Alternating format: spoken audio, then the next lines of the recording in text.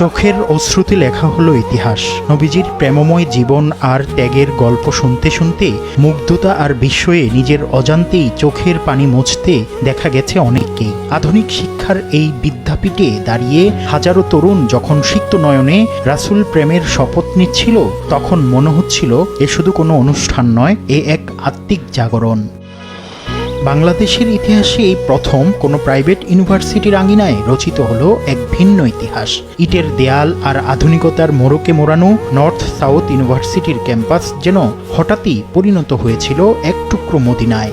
মসজিদে নববীর রেপ্লিকা আর নবীজির জীবনের ঐতিহাসিক সময়রেখা দেখতে দেখতে দর্শনার্থীরা যেন হারিয়ে গিয়েছিলেন সেই 1400 বছর আগের সোনালী অতীতে। নতুন প্রজন্মের কাছে পবিত্র কোরআনের শিক্ষা আর মহানবী সাল্লাল্লাহু আলাইহি ওয়াসাল্লামের সিরাত তুলে ধরার এই আয়োজন ছিল সত্যি নজিরবিহীন।